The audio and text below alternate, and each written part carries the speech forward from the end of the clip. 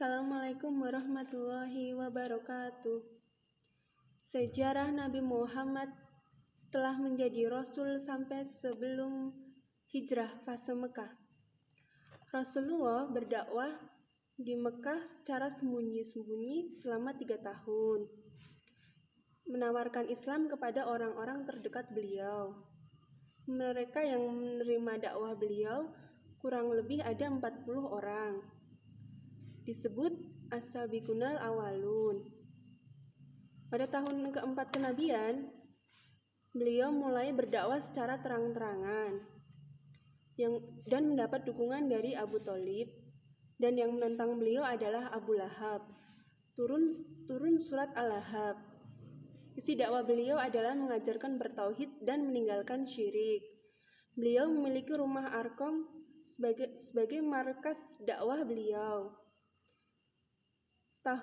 Pada tahun kelima kenabian, karena kekejaman dan penindasan kaum musyrikin sudah kelewat batas, beliau memerintahkan para sahabat untuk hijrah ke Habasyah di Ethiopia, karena di sana ada raja yang adil. Hijrah pertama diikuti 12 laki-laki dan 4 perempuan, dan hijrah kedua diikuti 83 laki-laki dan 11 perempuan.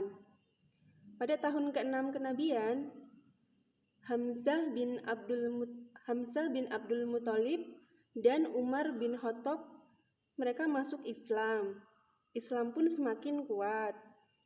Pada tahun ke-7 kenabian, Muhammad dan keluarga besar beliau dari Bani Hashim dan Bani Abdul Muthalib yang muslim maupun kafir diboikot kaum musyrikin selama 3 tahun.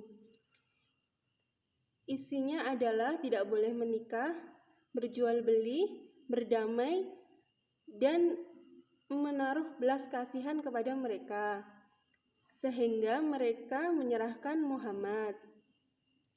Keadaan mereka sangat mengenaskan. Mereka memakan dedaunan dan kulit-kulit. Pada tahun 10 kenabian, paman beliau Abu Thalib wafat dalam keadaan kafir. Setelah itu istri beliau Khadijah wafat. Tahun itu disebut tahun kesedihan karena kedua orang itu adalah pendukung utama dakwah beliau. Masih di tahun ke-10 kenabian, beliau ditemani Zaid bin Harithah pergi ke Thaif, tapi di sana dilempar dan diusir penduduk setempat. Kemudian masih di tahun ke-10 kenabian, beliau Isra Mi'raj dari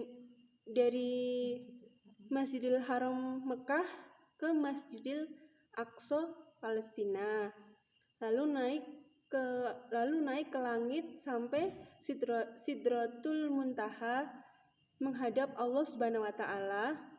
Kemudian paginya sudah di Mekah. Beliau mendapatkan wahyu untuk sholat 5 waktu. Kemudian di tahun ke-11 kenabian, di musim haji, beliau bertemu dengan 6 bibit unggul dari Yasrib Madinah sebagai awal perubahan menuju kehidupan baru.